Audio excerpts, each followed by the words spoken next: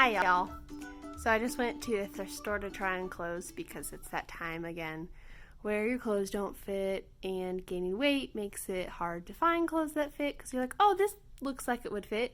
And then you realize, oh, that would have fit old me, not real me. So, hit or miss. Anyway, so I went there and I tried on this really cute top that fit me wondrously.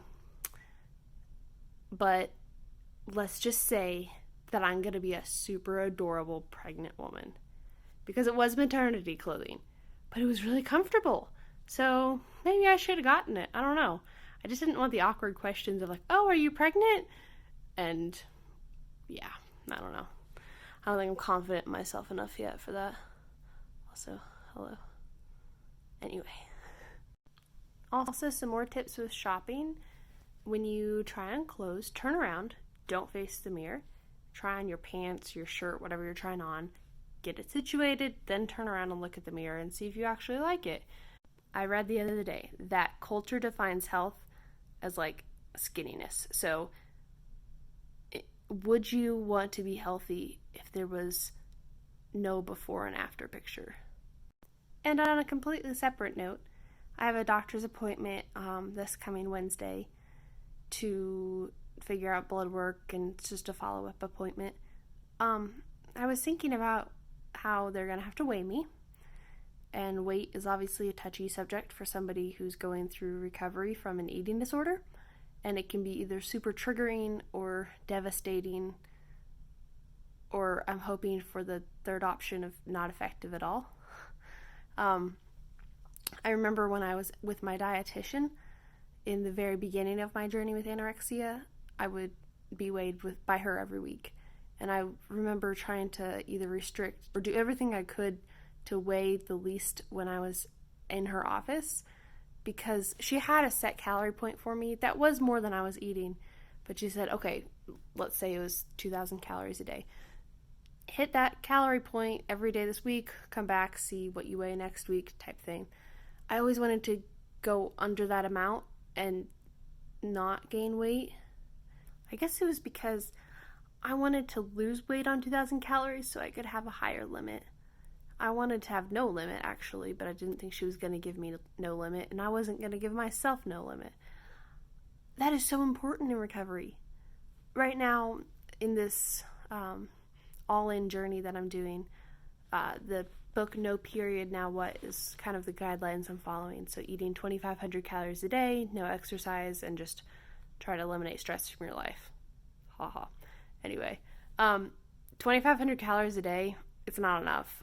Like, once you're starting to recover from an eating disorder, once you start waking up your body to hunger cues, whether they're mental, like, oh, I'm just thinking about food, that means I'm hungry, or they're physical, oh, my stomach's growling, maybe I'm hungry. So once you start waking up your body to those cues, your brain realizes that you're getting fed more and your body realizes that. And so it's like, oh, maybe she'll keep giving me food. So I just get hungrier and hungrier. So, I mean, right now I probably I eat upwards of like 4,000 calories a day. I don't count, but I've counted enough in the past that I know general ballpark ranges. I eat a lot of calories a day, and other people have to eat 6,000 to 10,000 calories a day, and that's okay. I've been watching more YouTube videos, and one by Tabitha Farrar that I'm watching right now is recovering without restriction, and how you can eat tons of food and gain weight and technically get into recovery. You could get your period back. You can be gaining weight and still restricting at the same time. And by restricting, it means like not allowing yourself to have certain foods that are not safe in your mind. So for me, my safe foods are almond butter and bagels, but like a specific type of almond butter, a specific bagel, a specific meat and goat cheese sandwich, just very specific things that I have over and over. I have the same thing for breakfast, lunch, and usually dinner, and lunch and dinner are usually the same. So yes, I'm gaining weight, I'm feeling better, but I'm having these, it's like I'm giving my body conflicting signals where I won't let it eat certain things because I'm freaked out about it. Doesn't even matter if it's less in calories than the thing that I'm currently eating or the thing that I currently think is safe. Um, and so, one thing that she just mentioned was if what is something that would be challenging for you in your eating disorder, in your recovery? Because I might say, well, so and so is recovering and they're scared of almond butter, so I'm doing great because I will let myself have almond butter. But that doesn't mean anything. If almond butter is a safe food for me, that doesn't mean I'm recovering any better than that other person.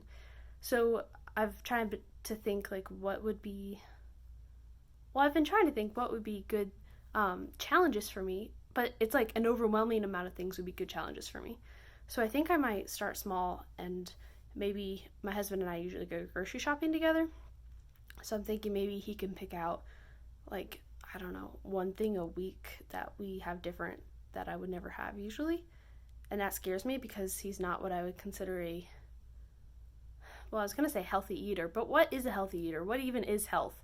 Health is what makes you feel good, not what makes you skinny. So, yeah, maybe I'll have him pick out meals.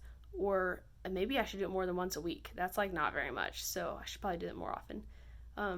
Yeah, I'm scared of a lot of foods. So, this would be a big step because I don't want to go into recovery and gain weight and then just be restricting at a higher weight. That's not going to help me any. So, thoughts for the day. Just to prove how messed up I am, I'm literally sitting in the kitchen at 7:30 at night and my husband's not home. And I don't know what to eat for dinner. And I'm having a mental breakdown because I can't decide. And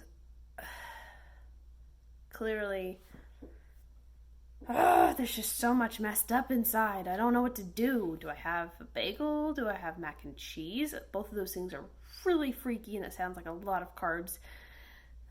But why do I care about carbs right now? I'm supposed to be eating all this stuff. And I know that my eating disorder brain is telling me stuff that I can't have any of this and I can't have that, and my mind goes like, well, if I have mac and cheese, I don't really know if I want mac and cheese, and I haven't had mac and cheese in like 10 years, literally. What will happen if I eat it? What if I don't like it? Then I just waste calories on those foods.